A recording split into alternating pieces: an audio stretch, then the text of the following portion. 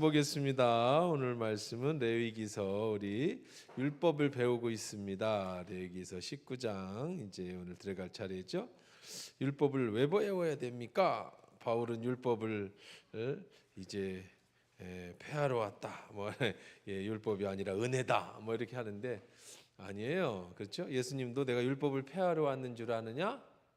내가 완성시키러 왔다. 그랬죠? 예수님은 율법의 완성이에요. 율법을 없애려고. 율법을 없애면은 우리의 조상이 없어지는 거예요. 우리 신앙의 조상이 갑자기 하늘에서 뚝 떨어졌어요. 예수님이 갑자기 하늘에서 뚝 떨어지신 분이 아니라고. 구약이 더 길어요, 신약보다. 구약은 예수님이 오실 것에 대한 옛날 약속. 그래서 올 테스트먼이에요. 옛날 약속. 무슨 약속? 예수님이 오실 것에 대한 약속. 신약은 뭐예요? 뉴 테스트먼트, 새로운 언약. 예수 그리스도가 오신 후에 재림하실 예수까지에 대한 언약. 그러니까 옛날 언약을 무시하면 안 돼. 그게 이어지는 거예요. 이어지는 거. 그렇죠? 그래서 우리가 이제 율법을 배우고 있습니다. 그래서 이 율법과 지금 시대의 우리의 신앙을 이제 잘 비교를 해야지. 그렇다고 또 뭐 율법을 배우란다고 우리가 율법대로 양 잡고 소 잡을 필요는 없고, 율법에서 사람 잘못하면 돌로 때려 죽여라 그랬다고 우리가 교회에서 돌로 때려들면 안 되고, 이것이 이제 신학 시대에 어떤 의미를 가지고 오느냐를 통해 배우면 그것이 결국 예수님의 사랑으로, 예수님의 은혜로 이렇게 마지막 결론이 나게 되는 그런 것을 우리가 배우고 있습니다. 그래서 우리 지난번에는 이제 풍습, 문화에 대한 얘기, 그런 가증한 문화를 따르지 마라 해서 이 성범죄, 성문화에 대한 얘기를 했었고, 그 다음에 이제 두 번째는 가면 너희들이 그 문화를 따르면 이 땅이 이 원래 주민을 토해낸 것처럼. 그래서 지난주에 우리가 그런 거 배웠죠. 왜 하나님은 무서운 하나님이냐라는 얘기. 그렇지 않다. 하나님 무서운 분이 아니시다. 하나님은 그들을 다 죽이라고 했지만 그 의미는 그 땅이 토해내는 것이다. 죄 때문에. 그래서 결국은 너희도 만약에 이런 문화를 따라가면 너희도 땅이 토해낼 것이다 라는 얘기가 우리 지난주에 봤던 말씀이었습니다. 오늘 19장으로 넘어가도록 하겠습니다. 우리 계속 레위기를 통해서 율법을 배우고 있어요. 우리 19장도 계속한 사회에 대한 규범, 사회 문화에 대한 규범 얘기를 계속 이어가는 거예요. 우리 19장 1절에서부터 4절까지 읽습니다. 시작. 여호와께서 모세에게 말씀하여 이르시되 너는 이스라엘 자손의 온 회중에게 말하여 이르라. 너희는 거룩하라. 이는 나 여호와 너희 하나님이 거룩함이니라. 너희 각 사람은 부모를 경외하고 나의 안식일을 지키라. 나는 너희 하나님 여호와니라. 너희는 헛된 것들에게 향하지 말며 너희를 하여 신상들을 부어 만들지 말라. 나는 너희 하나님 여호와니라. 아멘. 여기 보면 선민들, 하나님의 백성들의 이제 사회 규범인데, 이 사회 규범에서 제일 먼저 말씀하는 거는 뭐냐면 그냥 우선 이 정의부터 내려. 정의부터. 기독교인, 그러니까 우리 지금 시대는 이제 기독교인이고 그 당시에는 선민, 선택받은 민족이다라고 했는데, 그러니까 우리를 향해서 얘기할 때, 유대인들을 향해서 얘기할 때 하나님이 제일 먼저 그냥 딱 이 두 가지씩 표현이라고 하죠. 정의를 딱 내려주고 설명을 해요. 이렇게 하는 설교나 이런 논술이나 이런 것들이 참 이해하기가 정말 쉬워. 자, A입니다. 꽝 때려주고 왜 A입니까? 첫째, 둘째, 셋째. 그래서 결론 이겁니다. 이건 이제 두 가지씩. 그래서 그다음에 이제 미괄식 연역법적 표현이다라고 하면 A는 이렇습니다. B는 이렇습니다. C는 이렇습니다. 고로 결론은 이겁니다. 이거는 이제 미괄식 이렇게 얘기를 하는 거예요.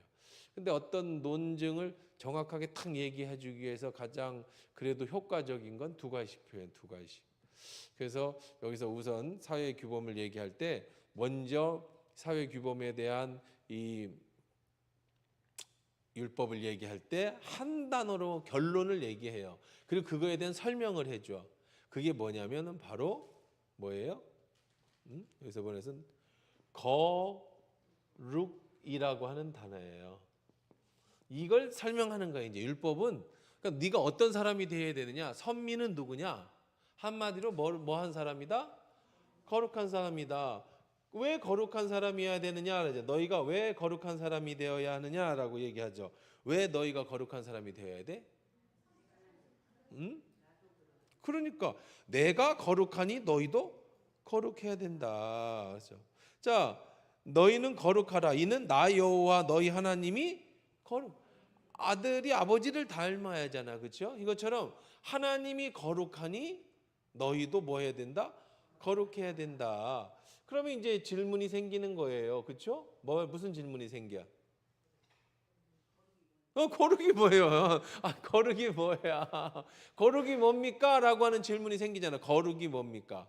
그러면 그냥 답은 하나님 이미 얘기했어요. 내가 거룩하니 너희도 거룩하다. 그럼 거룩이 뭡니까? 여러분이 답해봐. 수수께끼야. 다음 중 거룩은 무엇입니까? 힌트는 하나님이 말씀하셨습니다. 나는 거룩하니 너희도 거룩하라. 그럼 거룩이 뭡니까? 구별된 자. 하나님.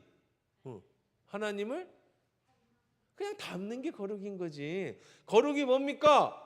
하나님이 거룩하니 너희도 거룩하다라는 거다. 그 얘기는 무슨 얘기야? 하나님을 닮는 것이 거룩이야. 하나님이 거룩이니까 네가 하나님을 닮은 것이 바로 거룩이다. 그러면 그냥 쉽게 얘기해서 이게 구약이나 신약이나 똑같아요. 거룩이라는 얘기를 할 때. 그러면 우리가 거룩하게 살아야 된다는 얘기 많이 듣잖아요. 거룩하게 산다라는 건 여러분들이 우선 개념적으로 우리 거룩 그러면 여러분들이 그냥 떠오르는 생각은 뭐예요? 여러분이 그냥 막 써. 그냥 종이 한 장 주더니 거룩에 대해서 써라. 그러면 여러분 떠오르는 생각이 뭐예요? 그냥 거룩 그러면 어떤 느낌이 떠올라? 긴 옷. 거기 하얀 제사장 옷 같은 긴 거룩 그 막 천사가 이렇게 뭐 이렇게 있고 또 뭐 사람을 떠올린다 그러면 여러분 거룩한 사람 그럼 어떤 거 떠올려요? 어떤 저 사람 참 거룩해 하면은 뭐 어떤 느낌? 점잖은 저분 참 거룩해. 점잖은 거룩하신 분.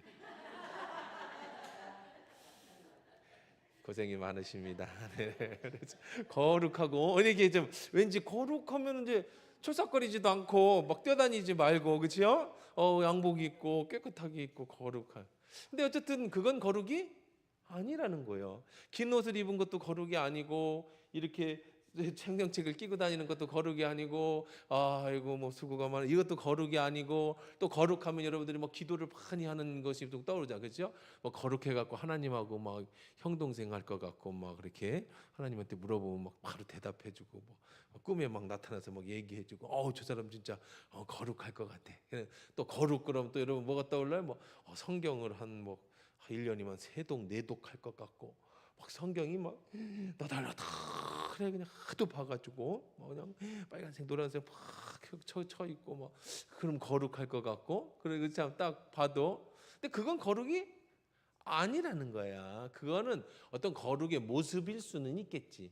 어떻게 이렇게 살다 보니까 거룩하게 살다 보니까 성경을 많이 읽다 보니까 성경이 너덜하고 항상 기도를 많이 하니까 기도하는 모습이 보이고 뭐 그게 어떤 거룩의 어떤 모습일 수는 있지만 그건 거룩이 아니라는 거야. 만약에 그게 거룩이면 우리 하나님도 그렇게 하고 계셔야 되는데 난 내가 아는 하나님은 절대 그런 분이 아니시거든요. 내가 아는 하나님은 무슨 뭐 긴 옷을 입고 시험을 이루고 뭐 이렇게 뭐 점잖해가지고 뭐 이런 하나님이 아니죠. 내 하나님은 친구 같은 분이고 나하고 대화도 하시고 나하고 사우나도 가시고 내가 얘기하시고 내가 다 들어주고 용서도 잘해주시고 착하다고도 막 해주고 그 나하고 진짜 친밀한 분이지 뭐 무슨 뭐 한 벌씩 걸러서 좀 대단해가지고 내가 이렇게 볼 때 막 우러러 그런 하나님은 아니거든요. 그러니까 우선 거룩, 내가 거룩하니 너희도 거룩하라라고 하는 이 거룩은 어떤 외형적으로 보여지는 거룩이 아니고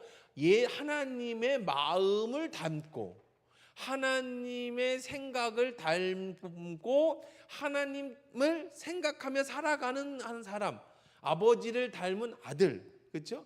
아버지가 이렇게 뒷짐지고 걸으니까 아들도 뒷짐거리면 저 아버지가 닮았네라는 외형적 모습을 가지고 그 아버지를 닮았다라고 하기도 하지만 그 아버지의 생각이나 그 아버지의 행동이나 그 아버지의 습관이나 이런 거를 닮은 것을 얘기하는 거라는 거죠. 그러면 거룩한 것은 하나님을 닮은 거다라는 거지 알았어요? 우리가 생각하는 거룩은 여러분 잊어버려야 돼. 이걸 왜 잊어버려야 될까요? 이건 진짜 나쁜 거예요. 여러분 속에 생각하는 이 거룩한 모습이 떠올리는 그 모습은 절대 좋은 게 아니야. 왜 그럴까? 이게 잘못하면 거드름이나 아니면 권위하고 이어져요. 마치 그런 사람이 거룩한 사람이라고 하고 자꾸 그걸 닮아가고 그러면 교회에서 전부 어른만 생겨. 목사님도 그러고 다니고 장로님도 그러고 다니고 뭐 안수 집사님 될 때까지 막 청소하고 열심히 하다가 장로님 되면 그다음부터 거룩해져. 바로 성경책 끼고 다니면서 수고 많으십니다. 집사님 저 거미줄을 좀 쳐야 되겠네요. 이거 너무 더러워졌어요. 네 장로님 그래요. 수고 많아요. 네. 이렇게 되는 사람이 많아지는 거야. 이게 거룩인 줄 아니까. 그리고 꿈을 꿔. 나도 저런 거룩한 사람이 돼야지. 그리고 막상 진짜 거룩한 사람이 돼버리면 그 다음부터는 군림하려고 하고, 그러면 사람들이 젊은 사람들도 나도 저렇게 돼야지 하고, 그러니까 장로 많은 교회, 오래된 교회, 100년 된 교회, 자랑하는 교회 가면 전부 어른들만 있어. 거룩하신 분들만 계셔. 애들 보고 뛰어다니지 마라 성전에, 여기 신발 신고 올라가는 거 아니야, 거룩한 곳이니까 이러고 다니고 있고. 이건 이거를 여러분 머릿속에 거룩이라고 하는 단어 속에 머릿속에 자꾸 그런 거를 집어넣으면 안 돼.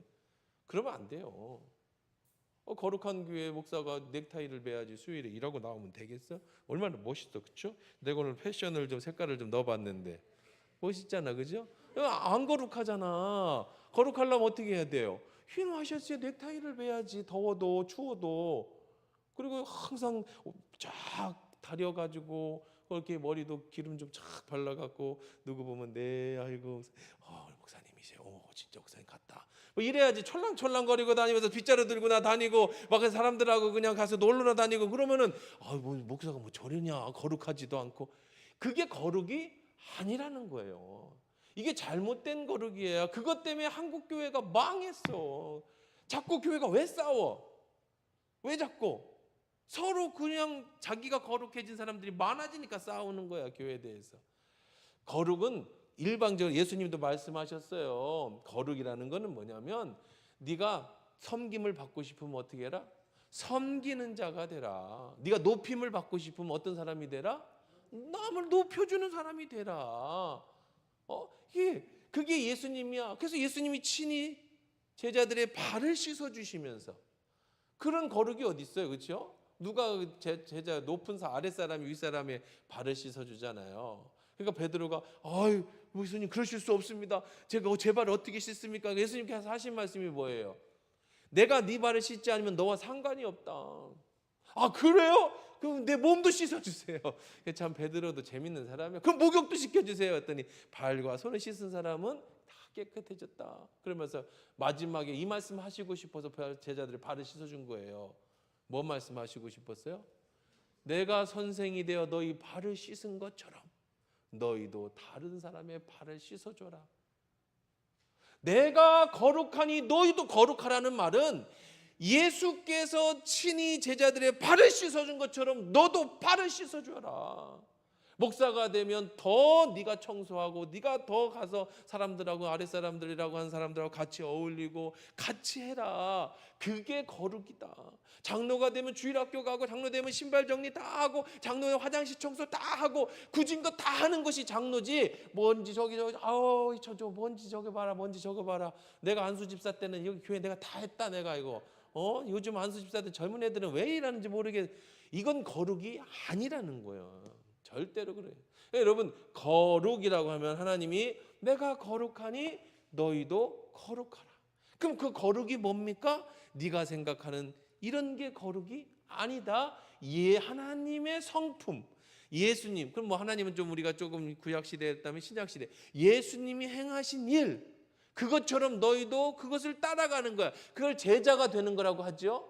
그걸 그리스도인이라고 하는 거예요. 그리스도를 따라가는 사람, 그리스도의 거룩함을 닮아간 사람, 그리스도처럼 사는 사람, 이 그리스도처럼 살아가는 사람을 그리스도인이라고 하는 거고, 하나님처럼 사는 사람을 거룩한 하나님의 선민이라고 하는 거란 말이에요. 자, 그러면 이제 그건 알았어요. 그러면 하나님의 거룩한 모습이 뭡니까? 라는 거 이제 질문을 해야지. 그럼 어떤 모습을 따라야 합니까? 그게 바로 뭐예요?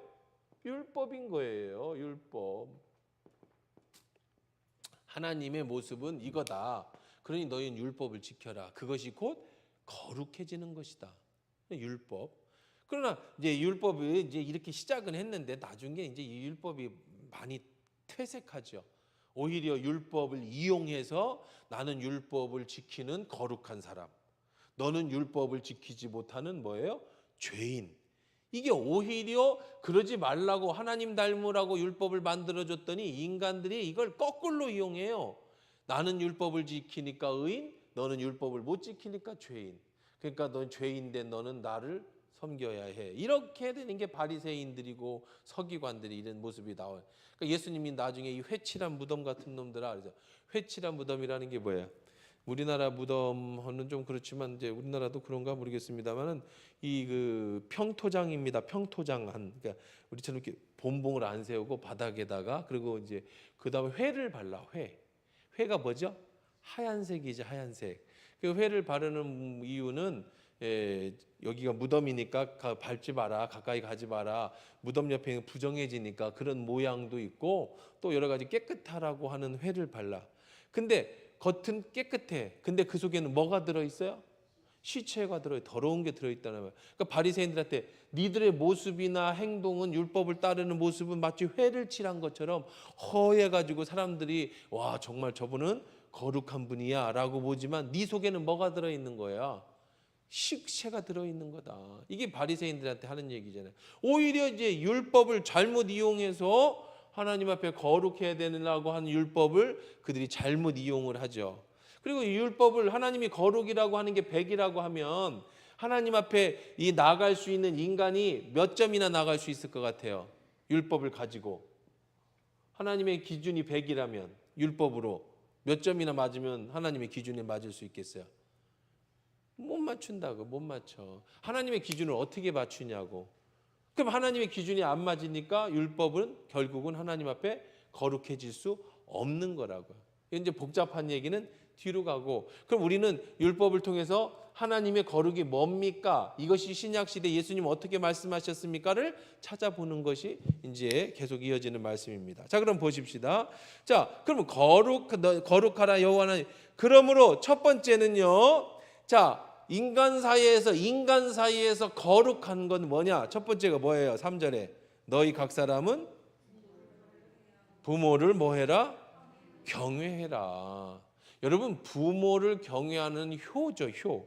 사실 효는 우리 대한민국의 전통 우리들의 문화입니다. 그렇죠? 효. 다른 나라보다, 전 세계 속에보다 이 효 문화는 아주 우리나라가 가지고 있는 고유 문화예요. 근데 사실은 하나님이 제일 먼저 말씀하실 때 부모를 공경하는 것, 그것이 바로 뭐다? 지금부터 다 거기다 적용하면 돼요.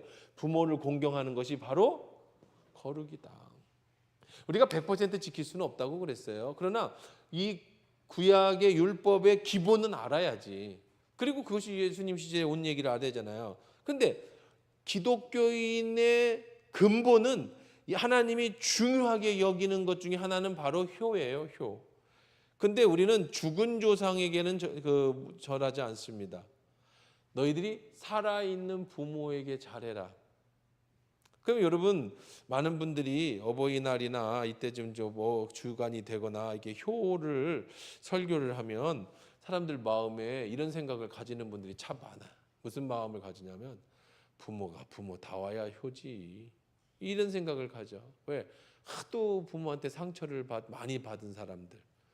특히 꼭 제일 많이 상처받는 게 뭔지 알아요? 어릴 때 상처 아니야. 내가 살아보니까. 부모한테 제일 많이 상처받는 게 뭐게? 무시하는 거 아니야. 뭐게? 죽을 때 재산 똑바로 안 나눠준 거. 내가 보니까 살아보니까 부모가 어릴 때 뭐 그거야 다 뭐 어릴 때니까 그러고 뭐 다 이해해 커서. 근데 제일 이해 못하는 게 죽을 때 왜 오빠한테 저렇게 많이 주고 난 조금 준 거예요. 저 재산을 왜? 그래서 막 나중에 막 부모도 안 찾아보고 뭐 그러니까 이거 참 돈이 있어도 곤란해. 근데 좀 지혜로가 필요해. 지혜가 지금 시대는. 하여간 그거 다 그래. 하여간 근데 부모를 공경하라 그러면 사람들이 많이 마음에 이렇게 별로 안 와닿아. 우리 부모 하면은 막 떠오르는 게. 근데요. 그리고 또 이런 생각도 가져요. 아유, 우리 부모는요. 뭐 이렇게 뭐 돈도 많고 내가 뭐 안 돌봐도 돼요. 뭐 이렇게 이게 별로 그렇게 그냥 막 사람들이 그러니까 사랑이 내리 사랑이라고 그러죠. 자식은 뭐 끔찍해 누구나. 근데 이게 내려가는 사랑이야. 위로 사랑은 잘 안 올라가. 그러니까 여러분이 부모가 여러분을 그렇게 사랑해 줬을 텐데 물론 방식이 좀 달랐을 수도 있어. 근데 그 사랑이 또 그대로 누구한테 내려갔냐면 자식한테 내려간다고. 이 사랑이 위로는 잘 안 올라가. 근데 여기 한 가지 굉장히 중요한 포인트가 하나 있습니다. 뭐냐면 여러분 부모를 공경하는 건 부모가 나한테 잘해줘서거나 나를 낳아줘서거나 뭐 그래서 부모를 공경한다면 참 좋지요. 근데 그러지 못할 수도 있잖아요. 부모가 뭐 여러 가지 부족할 수도 있고 뭐 잘못 판단할 수도 있고 뭐. 근데 부모를 공경하는 게 뭐니까? 그러면 부모를 공경해야 돼요, 안 해야 돼요? 해야 되지. 왜? 그게 거룩이니까. 그 이제 부모 공경에 대한 얘기는 이제 이걸 오늘 주제가 아니니까 뭐 성경을 다 못 찾습니다만은 성경은 부모를 공경하면 하나님이 갚아준다는 얘기가 굉장히 많아요. 부모 같지 않은 부모라도 여러분 공경해라. 그것이 거룩이다. 그러면 하나님이 복을 주신다. 하나님이 대신 복을 주신다. 부모가 나한테 유산 때문에 상처를 줬어도 그거 갖고 부모님한테 원수 맺고 죽을 때까지 안 찾아보고 뭐 장례식에서 싸우고 막 그렇게 하지 않아도 하나님이 대신 갚아준다는 믿음. 그러니까 사실 뭐 그 원수를 갚는 문제도 다 그런 거죠. 하나님이 대신 갚아준다는 게 있으니까 용서하는 거잖아요. 마찬가지입니다. 그래서 근데 굉장히 중요한 건 물론 십계명에서도 이제 인간관계의 관계 첫 번째 사계명까지 하나님과의 관계를 얘기하고 인간관계의 첫 번째 정리한 게 이 율법을 정리한 게 십계명이에요. 그리고 아니면 거꾸로 얘기하면 십계명을 풀은 게 이 율법이기도 하고 자 그게 그건데 그 부모 공경이 첫 번째예요. 인간관계에서.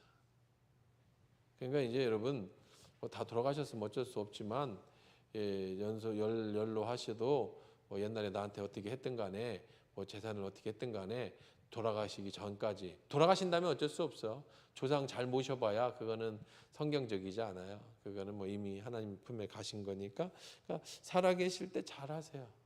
그것이 여러분이 잘 되는 비결이. 그리고 자녀에게 효를 가르치세요. 그럼 뭐 어떻게 가르칩니까? 알아서 가르쳐요. 어쨌든 잘 가르치십시오. 그래서 뭐 용돈을 받아 뭐 어거지를 해도 뭐 어쨌든 그거는 뭐 알아서 하고. 그래서 잘하는 게 자녀가 잘 되는 비결이에요. 그런 자부심도 있어야 돼. 부모가 저한테 잘하는 게 자녀가 잘 되는 게. 또 그다음에 두 번째는 뭐였어요? 나의 안식일을 지키라. 나는 너희 하나님이라. 뭐 안식이라고 부모 공경을 거의 쌍으로 뒀네, 그죠? 굉장히 중요하게 여겼다라는 건 알겠죠. 그 당시에 이 효가 우리나라 문화만이 아니라 이 유대인들에게 있어서도 효는 굉장히 중요한 문화였다. 그러면 어느 정도로 이 유대인들은 효를 중요하는 문화냐면요. 이게 이제 권위, 아버지의 권위에 대한 얘기인데 한번 제가 명예 이런 얘기도 많이 들었잖아요. 아버지가 아들한테 이제 이렇게 됩니다. 이스라엘은요. 집 구조가 이게 이제 우리 집이 아버지하고 엄마 집이에요. 그러면 아들 장가를 보내야 되잖아요. 그러면은 딸을 사와요. 돈을 주고 며느리를. 그래서 이제 며느리 집에 가서 돈을 주고 지참금을 주고 딸을 데리고 오면 여기다가 이제 자식 집을 지어줍니다. 같이 사는 거예요.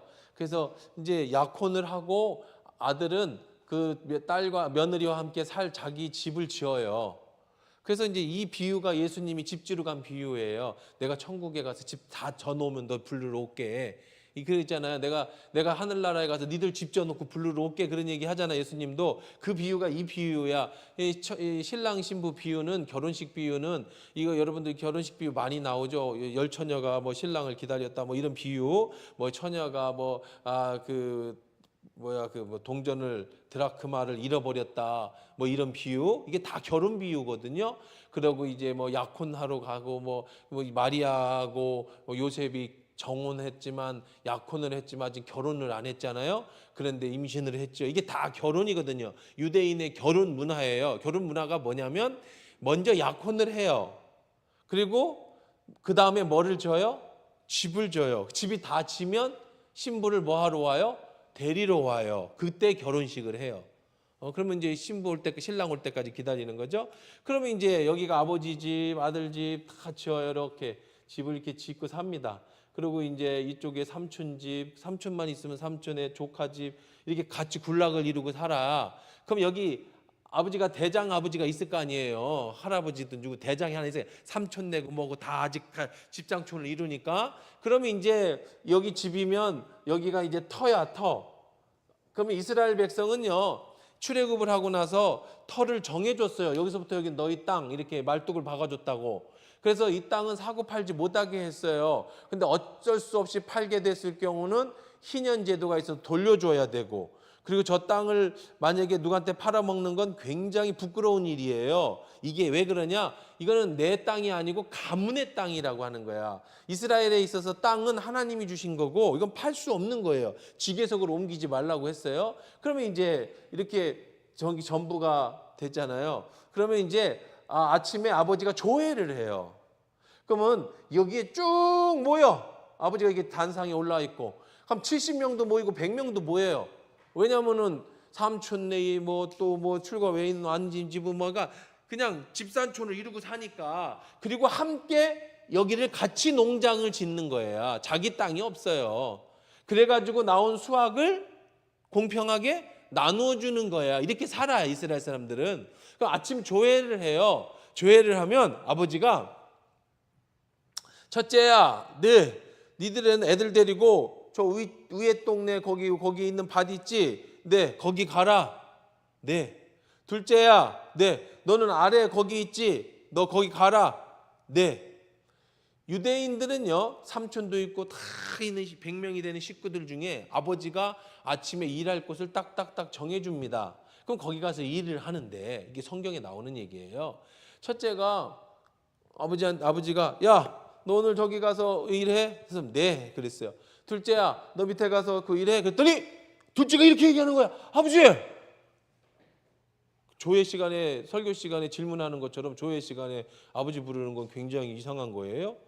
그래서 왜? 저는 오늘 바빠서 거기 못 가겠는데요. 그래. 이거는 아버지를 굉장히 무시한 거예요. 이건 불효 중에 불효야. 이렇게 할 수가 없어요. 유대 율법에는. 이 문화야. 그 정도로 효는, 여기서 효는 얘기해, 절대 그 집안은 아버지의 영향에서 장자의 영향, 아버지의 영향은 절대적이야. 그래서 그렇게 장자 싸움을 하는 거예요. 아버지 다음은 장자거든요. 그럼 차남과 차자와 그 식솔들은 전부 장자의 말을 들어야 돼. 그냥 그 대장 말을 들어야 되는 거야. 시키는 대로. 근데 성경에 예수님의 비유야. 그런데 아버지가 당황했어요. 근데 저녁 때 되니까 큰애가 안 보여. 지 할 일 하러 갔어. 아버지한테 사람들 다 있을 때는 아버지 체면 차려드리라고 예, 가겠습니다 해놓고 안 와. 근데 둘째는 아버지 체면을 무시하고 안 가겠다고 했는데 오후에 가보니까 둘째가 자기 약속을 그냥 취소하고 아버지 명령에 순종해서 갔어. 예수님 이렇게 물어봐. 누가 진짜 효한 거냐? 여러분, 누가 진짜 효한 거예요? 둘째예요? 첫째예요.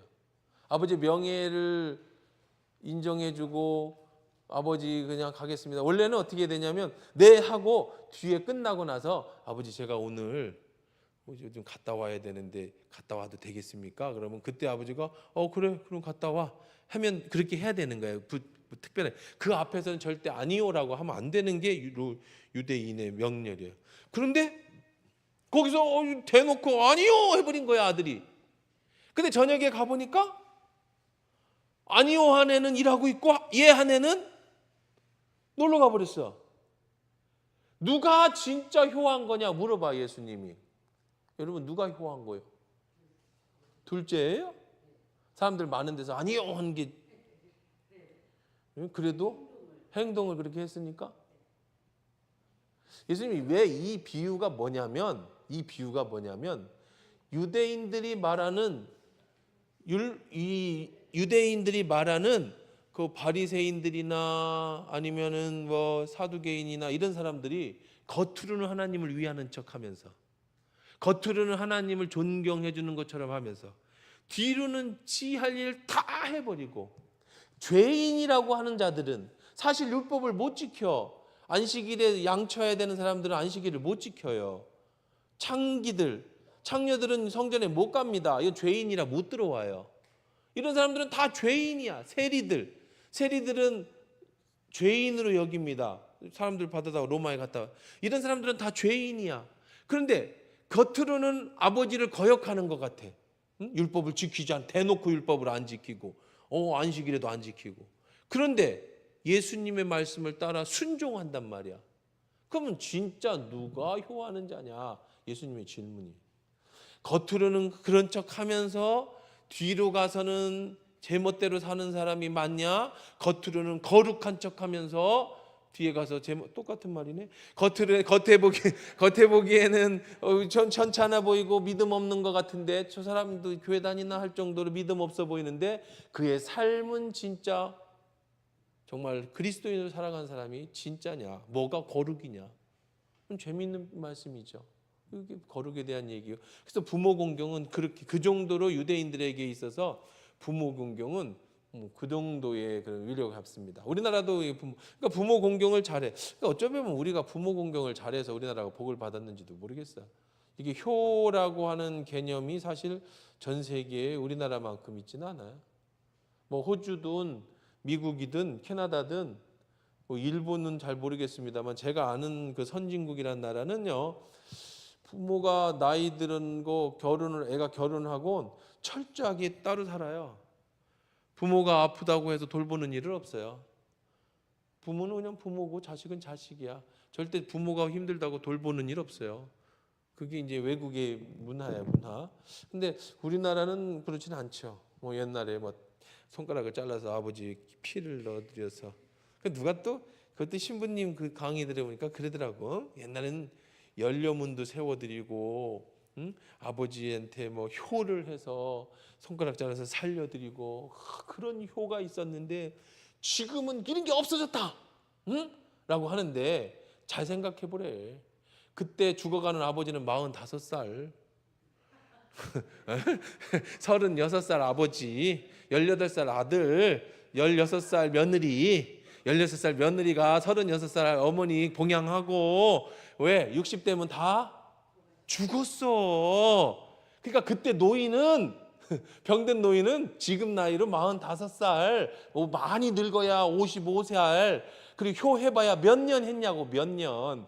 10년 안짝이라는 거야. 근데 지금은 100살씩 사는데 그렇게 효해갖고 그 어머니한테 50년, 60년 며느리 시집살이 하면 다 죽었다.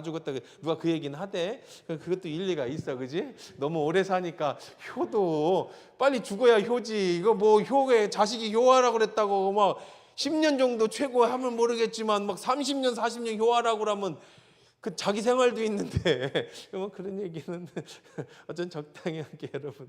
그래서 부모를 공경하는 것이, 그리고 안식일을 지키는 것, 그렇죠? 그러면 이제 안식일, 지금은 뭐예요? 안식일을 지키는 게 주일 예배 잘 드리는 게 뭐예요? 거룩한 거예요. 주일 예배 안 빠지는 게 거룩한 거야. 맨날 뭐 놀러 다니느라고 주일날 빠지면 그냥 그건 뭐예요? 거룩하지 않은 거야. 그냥 이거는 뭐 우리가 누구를 판단하는 게 아니고 여러분 자신한테 점검해요. 주일날 안 빠지는 게 거룩한 거야. 왜? 안식일을 잘 지키라고 했잖아. 피치 못해 빠질 수 있죠. 뭐 의사인데 뭐 응급실에서 근무해. 빠져야지. 소방관인데 그날 특별히 어디 불나서 긴급으로 뭐 산불 났다고 끌어갔어. 교회 나와야 됩니까? 산불 끄러 가야 됩니까? 여러분 뭐가 거룩이에요? 지금 산불이 막 모악산에 막 불이 붙어가지고 주일날 내가 소방관인데 모든 소방관 동원해가지고 산불 끄러 가야 돼. 근데 난 주일입니다. 교회 가야 합니다. 이게 거룩입니까? 아니지. 지금 응급실에 근무하는 내가 의사인데 주일날 나는 일 못합니다. 그럼 네가 과를 바꿔야지. 그죠? 그건 아닌 거예요. 그건 거룩이 아니잖아요.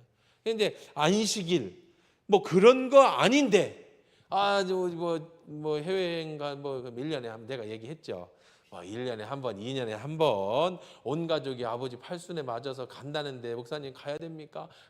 영상 예배 드려. 아까도 얘기했지만 100년씩 사는데 옛날처럼 60이나 45년 살다 죽을 것 같으면 그런데 1년이면 뭐 한두 번씩 놀러 가고 안식일이고 그거는 거룩한 게 아니라고. 1년에 한 번 뭐 어쩔 수 없이 뭐 그거까지 뭐 어떻게 하겠어. 근데 뭐 그냥 주일이 놀러 다니고 주야장창 주일 밥 먹듯이 뭐 빠지고 그건 뭐예요? 거룩이 아니야. 또 부모를 공경하지 않는 것 그것도 거룩이 아니야. 그다음에 4절에 너희는 헛된 것들로 향하지 말며 너희를 위하여 뭐 만들지 마. 이거 뭐예요? 너희를 향한 신상 만드는 게 우상 숭배. 그죠? 이건 거룩이 아니라고요. 내 자신을 위해서 하나님보다 더 의지하는 것, 우상 숭배, 이건 거룩게 한 게 아니라는 거예요. 자, 그 다음에 5절부터 또 읽어봅시다. 우리 5절까지 5절서 8절까지 하고 마칠 거예요. 같이 읽읍시다. 시작. 너희는 화목제물을 여호와께 드릴 때에 기쁘게 받으시도록 드리고 그 제물은 드린 날의 이튿날까지 먹고 셋째 날까지 남았거든 불사르라. 셋째 날에 조금이라도 먹으면 가증한 것이 되어 기쁘시게 하심이 되지 못하고 그것을 먹는 자는 하나님의 성물을 더럽힘으로 말미암아 죄를 담당하리니 그가 백성 중에서 끊어지리라. 자, 이거 앞으로 계속 거룩한 얘기 쭉 나올 거거든요. 근데 갑자기 뜬금없이 화목제물 얘기가 나와. 안식일인데 화목제물이 뭐냐면 여러분 화목제물은 우리 그 수요일 날 우리 번제, 소제, 화목제, 속죄제, 속건제 배웠잖아요. 이 화목제물은 지금 우리식으로 말하면 무슨 헌금이라고 그랬어요? 감사헌금이에요. 감사헌금은 자원해서 드리는 거예요. 드리고 싶은 사람만 드리는 거예요. 11조는 의무예요. 의무. 반드시 드려야 되는 거예요. 근데 감사헌금은 뭐예요? 자발적으로 드리는 건데 근데 자발적으로 하나님의 은혜에 감사해서 감사헌금을 드리는 걸 화목제물이라고 하는데 그냥 한마디로 5절 하나에 다 포함되어 있는 거예요. 같이 읽어봅시다. 너희는 화목제물을 여호와께 드릴 때에 기쁘게 받으시도록 드려라. 그러면은 거꾸로 얘기해봐. 그냥 쉽게 얘기해봐. 뭐도 있다고? 억지로 뭐 안 기쁘게 다 했는데 뭐 그냥 결론은 뭐예요? 거꾸로 말하면 이 얘기가 있다는 얘기는 그러지 말라는 얘기잖아요. 그러면 그 더 많은 경우가 뭐가 있다는 거예요? 하나님이 받으시지 않는 예물이 있다는 거예요. 그거 아깝다, 그렇죠? 하나님 앞에 드렸는데 하나님이 안 받으셨어. 그러면 헌금으로 얘기해. 오늘날 하나님 앞에 헌금을 드렸어. 뭐 11조를 안 받으시고 그런 건 없어요. 뭐 이런 거 써놓으면 이건 또 하나님 안 받으시면 내지 말자. 뭐 이렇게 그냥 자기 마음대로 그냥 생각. 11조를 안 받으시면 화목제물을 얘기하는 거야. 감사헌금을 얘기하는데 뭐 감사헌금이 됐든 뭐 여러분이 뭐 소원이 됐든 뭐 하나님 앞에 예물을 드리는데 안 받으시는 예물이 있다는 거야. 안 받으시는 예물. 그게 뭘까? 어떤 예물을 안 받으실까?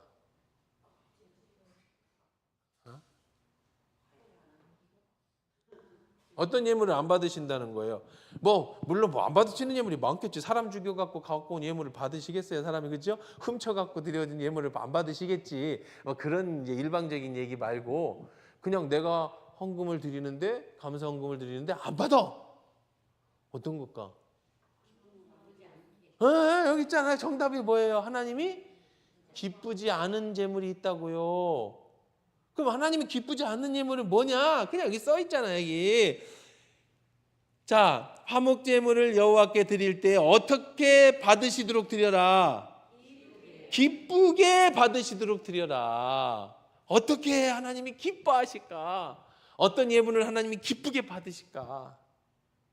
정답은 여러분이 하나님 앞에 드릴 때 기쁘게 드리면 돼. 감사함으로 드리면 돼. 그럼 기쁘지 않게 하나님 앞에 드릴 때가 있어요. 감사하지 않게 드릴 때 있어요. 그 뭐예요? 억지로 드리는 거예요.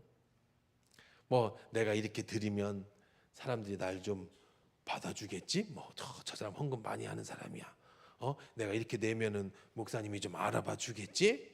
뭐 내가 이렇게 내면은 내가 이 교회에 어떤 뭐 어느 정도 뭐 힘을 좀 발휘하겠지? 막 이러면서 혹은 아니면은 내긴 내 남들 체면 때문에 내긴 내야 되겠는데 이게 너무 많이 내는 거 아니야? 뭐 이라든지 이거 또 내야 되는 거야? 라든지.